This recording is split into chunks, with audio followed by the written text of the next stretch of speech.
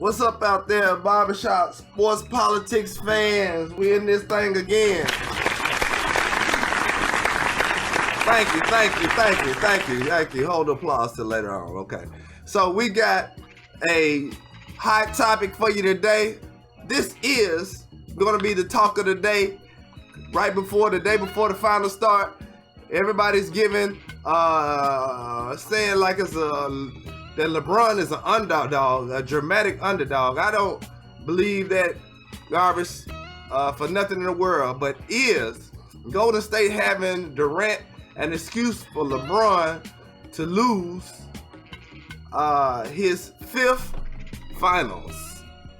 Is that a valid excuse for him to lose his fifth finals?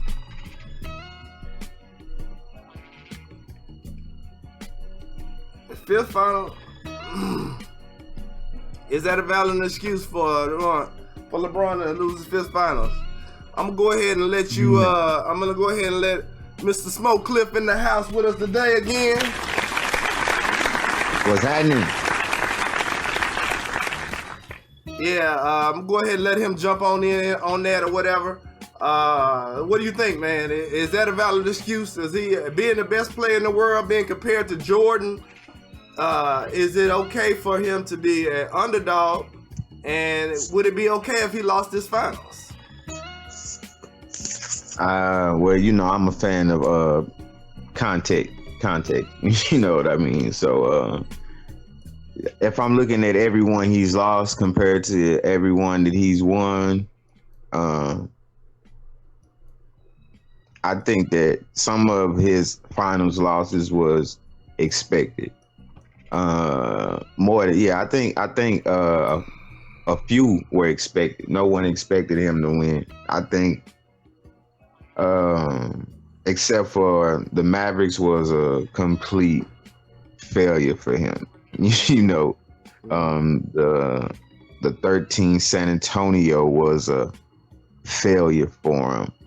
So with San Antonio, so I'm like, I guess really, you know, to go, that 9 times, to be in the finals 9 times and win 3, I guess is not so great when you comparing him to Jordan. You know what I mean? If that's what you're comparing him to, you know, he came up short a long time ago, you know, and just chasing Jordan from that aspect. But I think if you look at the teams that he's beat, you know, in a lot of senses, you know, just objectively speaking, if you're talking about Michael Jordan, you know, Michael Jordan was the best player and had the best role players around him. You know, you can look at the New York Knicks teams, and I don't mean like Jordan in his earlier years. I mean, when Jordan got Pippen and he was 2-3 years in, when Pippen was 2 or 3 years and came into being the Scotty top 10 defensive player of all time in my eyes, you know, defender. So that's when they start doing a lot of, you know, dominating on the defensive end, and they were able to neutralize a lot of these teams' offense because they were so great on defense. So I think if you're comparing the teams of who's Jordan beat and who LeBron beat, I think that's a fair comparison, you know, because Jordan in his prime, when he started winning, never had to worry about beating the best teams, because in a lot of those situations, his teams were the best team and people had to beat them. In LeBron's situation, teams like the Warriors, teams like not Golden State, I'm sorry, the Warriors and San Antonio, they were better than his teams. I would say San Antonio was the favorite to win in my eyes, or maybe not. I think it's more comparable though. You know, that's one thing that is actually kind of unique about Jordan. Jordan really was never a underdog LeBron has actually been an underdog according to Vegas in quite a few of these finals, and he has obliged them with 4 losses with them. If he loses this time, it will be his 5th. But me, I'm one. I guess you could say might be the best, the most. I think I'm more of a fan of Scottie Pippen than Scottie Pippen is a fan of himself. Scottie Pippen said he didn't think he deserved to be in the top 50 at that time, and I thought that was crazy for them. But he didn't have that, and a lot of that is what is the difference between those stars on how they look at themselves, and the real, because that's the realness of who you are. You are who you believe you are. You know what I'm saying? Even the Bible tells you that as a man thinketh, so shall he be. So. If he not thinking that he was, but I thought that Scottie Pippen was the second best player in the league at the same time Jordan was the best. So I understand why that team was so good. And I can say that, to a certain extent, I don't know, that I'm trying to think of what would be comparable to put with LeBron that I would say that would be that. It's kind of like putting Kawhi Leonard on his team. That's a good example. I mean, D Wade is a good example. No, him. Yeah, D Wade. Yeah, that was a good example. He was probably the second best D Wade player. Is a good second best player in the league, and you playing along with the best player in the league. I wouldn't say top. I wouldn't say second best. D Wade probably wasn't the second best because I think their first championship, Rose won the MVP. I think Rose wasn't better than Wade. No, Rose numbers. When you go back and look. I think Rose had a good 2-year stretch of being a better player, individual player than D Wade at his age at having LeBron. No. I mean, they were that competitive. He was a difference maker. Now that's being subjective. We'll have to go back and look at those numbers at that time, but I really do think D Rose was a better player at the time before injuries than D Wade was at that moment. When you go look at those numbers, you really gonna be back because the way Wade blocks a lot of shots, he over a shot block a game. You know what I'm saying? Yeah, I'm not. No, don't get me wrong. I am not sleeping on D Wade. Never. Now, Derrick Rose that season averaged about 25. That's pretty good. But Wade was playing with LeBron, so he averaged like right at 20. So then you take that Wade still got about the same amount of assists because D Rose, he wasn't a big assist guy. He was like 5 or 6 a game. He wasn't just a great assist guy.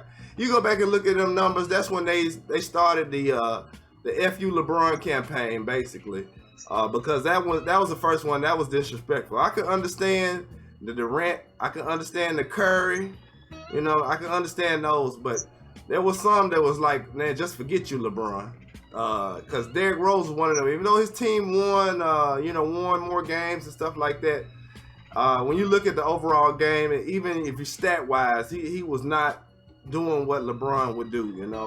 He was not doing what LeBron do. But Wade is a very good example because Wade, was probably the second best player the entire time Kobe was there, and at that point, Kobe had fallen off.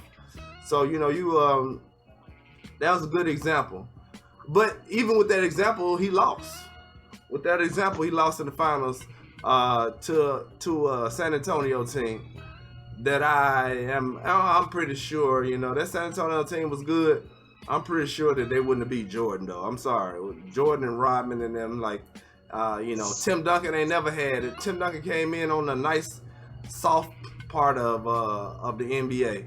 Tim Duncan would have never dominated per se the way he did, the way they let guys do what they did to them or whatever. So, I don't think LeBron can take another finals loss. I don't think he take another finals loss. I think he needs to win this one right here for his legacy. He has to win this finals. If he doesn't win this, it's a must, man, huh? Huh? It's a must, huh? It's a must. It's a must. If you're talking about chasing that ghost, you talking about chasing that goat. Yes, it must. It's a must. Everybody does, and everybody comes up short, man. You know what I'm saying? I just made the argument that, in my eyes, if I'm comparing him to the GOAT, he came up short a long time ago.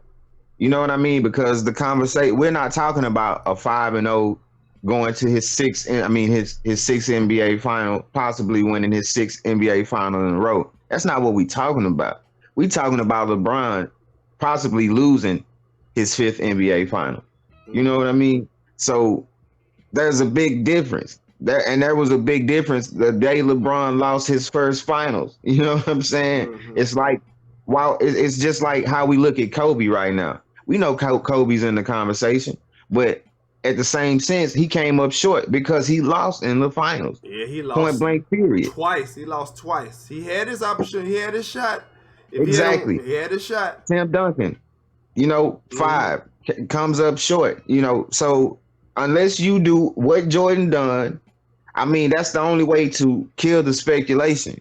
That's it. You have to go, and when you go, you have to win. Anything else is up to subjectivity. You know what I mean? But I think that with what he has done thus far in his career, if he pulls off a three-peat at this point, yes, I think that you can start considering because he dealt with different circumstances. You're gonna have a lot of old school players that are going to say that LeBron has picked his teammates, and Jordan had to deal with that. What if Jordan was able to bounce around like that? He might, he could bounce from team to team, year to year, and win. He probably won 10 if he just go play with Patrick Ewing and if he start doing that type of stuff, it might be a little different story because, like I said, but so you're gonna have a lot of stuff that is going to be different that he will never be able to. Compared to Jordan because of those particular things. But it's all about your generation. It's all about your generation. When Jordan got to the semi-consistent, that he's the what's name mostly is because of the generation that's around right now. But there were still people around that's probably not here anymore that still would have told you that Dr. J was the best Will. I mean, I hear a lot of people that say Oscar Robertson. That was one that generation that watched Oscar Robertson. Most of that generation believed that he was the best that there was. You know what I'm saying? So, it's about him convincing this generation and the few people that watch both of them that are that much of a fans that they've been watching and they saw Jordan, the tail end of Jordan career, and now they are seeing his entire career. So, he just got to sway the numbers or whatever. But because if he keeps winning, the numbers won't lie. Because you still can get more titles than Jordan. You still can win 7 or 8. And then they can start. Then when you start looking at all the other numbers together, it becomes a compelling argument. You know what I'm saying? But he got to win this year for sure. He got to win this year, and I don't see an excuse when you got somebody like Kyrie Irving. Like I said, Kyrie Irving. So, let me interject. Let me ask you this question. All right. So, what do you think this does for the career of Kevin Durant if he loses, or Steph Curry for that matter? Well, the thing is that Kevin Durant is not even being mentioned amongst comparing him to greats. The only list that comes up with Kevin Durant is most points scored for a person that never won the finals, never won a title. So that's the only list that he has, and that list will continue on. And if he continues like right now, I think he's 5th. The more he climbs the list, that's going to be the story. And so a finals loss will do not a whole lot for him or whatever. You're gonna have those people, but that's gonna say, well, you done jumped teams, but those people don't like you anyway. Like Stephen A. just doesn't like Kevin Durant. He can play and jump around. He doesn't like Kevin Durant. And Kevin Durant made the mistake of saying that he lied about something. And when it comes to reporters and stuff like that, you are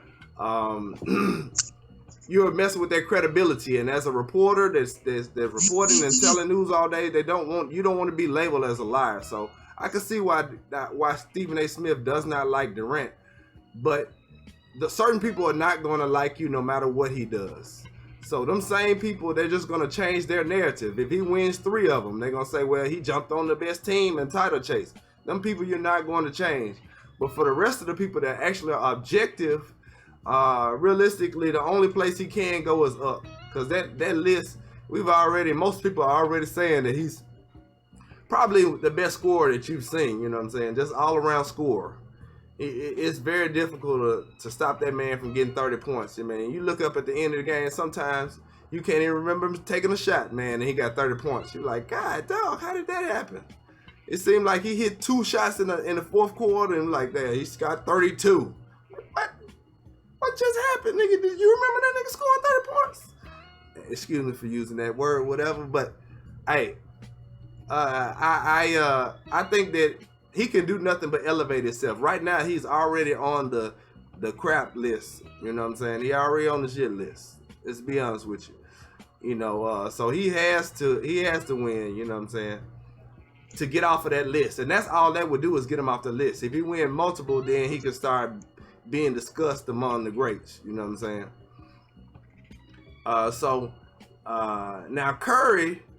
Now Curry's legacy is on the line for sure. You know what I'm saying? Curry got the legacy that he's being mentioned amongst the greats. You know what I'm saying? And that's the difference. When you're in those discussions, you know, and people are just paying attention to you, you know, finals loss would definitely hurt his stock. You know, especially now that he has Durant. Now you got Durant. They was like, okay, so now you had Durant as your teammate, and you still couldn't win. So yeah, now that's you know, that's crazy because it's like, man, listen, if you beat LeBron, you can actually start saying, look, I'm the king of Akron. Because you know he was born there. So if he's born there, he can, you know, and he win if you to like, look, man, I don't want more championships in Cleveland than you have. Oh wow. I didn't even think about that. Wow. And you know that's why I was saying this. That's a motivation for LeBron. You got to know that. Yeah. Hey, if they do, I mean, like if they do, that's why I say game 1 is very crucial. LeBron has to win game 1. Everybody else out there, I don't care what happened last year is not last year. He has to win game 1. He's not gonna come back from 3-1 on this team. He's not gonna come back from 3-1 on this team. I could see any one of the big 3 getting hurt and still win a game.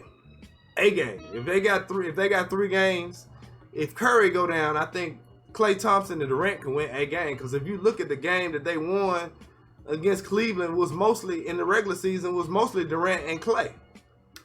And that's one that people did not realize, and that I noticed that Klay is actually a bad matchup for Cleveland. He always has very good games against Cleveland. Klay's a bad matchup. I'm looking for him to do a little bit in this series. I've been watching like everybody else, watching the games playing on NBA TV where they're replaying all of the finals. Yeah, Klay just didn't get the ball enough last year. If you look at his numbers, what? Are you not talking about in the finals, right? Yes, he didn't get the ball enough last year. No, he didn't. So who took the second most shot attempts in the NBA finals on Golden State team?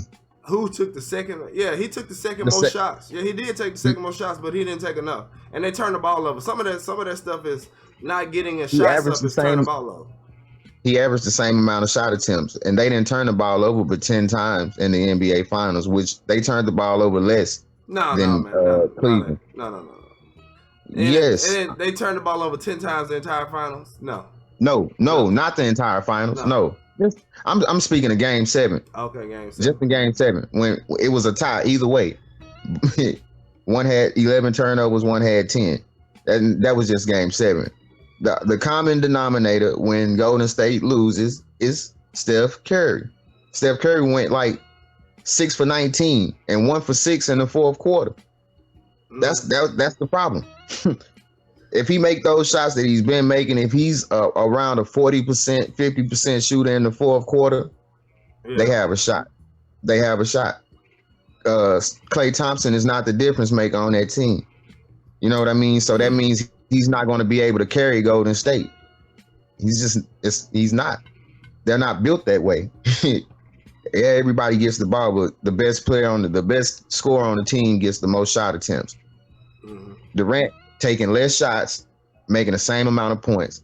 Steph Curry taking the same amount of shots, almost getting the same amount of points. Yeah. He hadn't taken a back step, and when he does, they lose. And that's more of a fact than an opinion. It's clear that Klay Thompson has taken a back seat on the scoring on the offensive end. He's definitely clearly focusing on defense. Clearly, so he's the one that ended up taking it. I know he said he wouldn't. He said he wasn't going to do anything different, but it's clear that he's playing different. I think he saw the numbers on what happened basically in the regular season that. When it's better, it's kind of better when Durant and Curry take the majority of the shots. It's what it is, and because shots are easier than let's be honest, Klay Thompson missed layups. He doesn't dunk the ball when he goes into the basket. A lot of times he's 6'7", he's not dunking the ball when he goes in there, and he misses layups. Whereas Durant, you know what I'm saying, and if he get down there, he finna throw that through. He probably can dunk from his tippy toes. You know what I'm saying? So that's a little difference or whatever. But all being said, there is no excuse for a finals loss from LeBron. None. No excuse for a finals loss from LeBron. He got to come with it this time. He's clearly the best player on the court. Nobody individually can physically match up with him, and that should be enough to lift his team over the top. It just should be, because the teams they're pretty close. The only difference in Golden State team and Cleveland team is truly just built around him, not anyone else. It's built around him. They got pieces to mix and match around him. That's why he has to play so many minutes, because they're not very good lineups when he's not on the floor, because that's not how the team is built. LeBron, it's clearly he has every piece that you could think of. He got defensive players, he got scorers, he got some of the best shooters in NBA history coming off the bench. He got one of the best scorers in NBA history riding shotgun with him. There is no excuse, man. He has enough to win, so we can say what it is about it, whatever.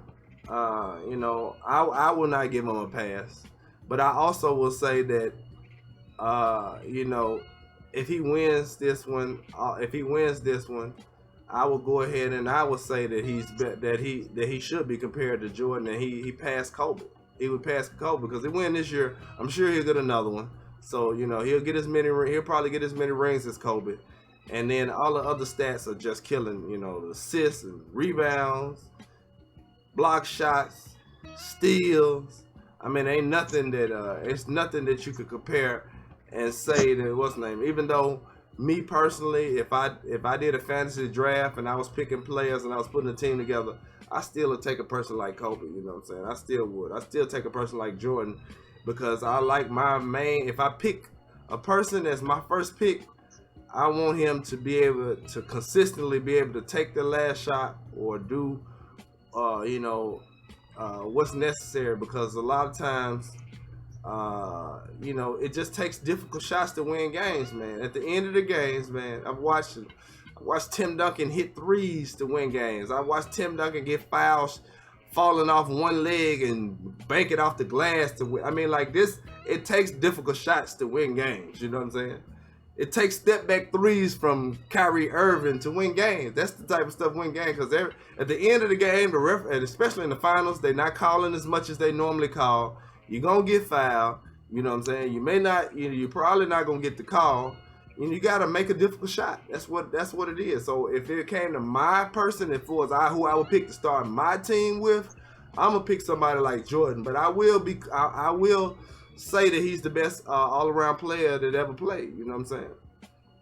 And it's easier to build a team around him. You know what I'm saying? It's easier to build a team around him than other players. you can mismatch more different things around him because he's so versatile. He can take up slack in so many different areas for so many different people.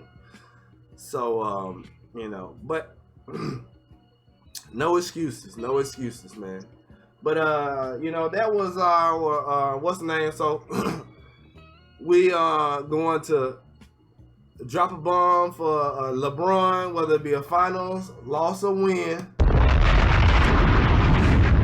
It's gonna be a bomb, a firestorm on whatever happens in this finals.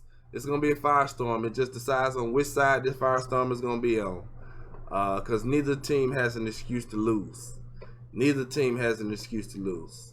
All right, that is your boy. Hey, wait.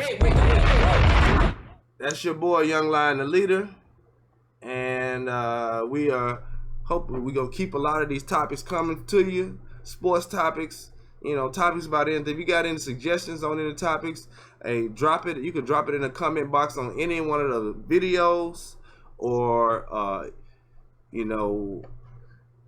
just get at me. Mostly, y'all, man. You got my number and stuff like that. If you go back through videos, I have my email address up that you can get to. So, like I said, always subscribe and support this channel. We're bringing a lot of topics to you and touching a lot of topics that you won't get other people to even touch on your normal news. So, get back with us. And once again, we love all y'all. Thank you for supporting us.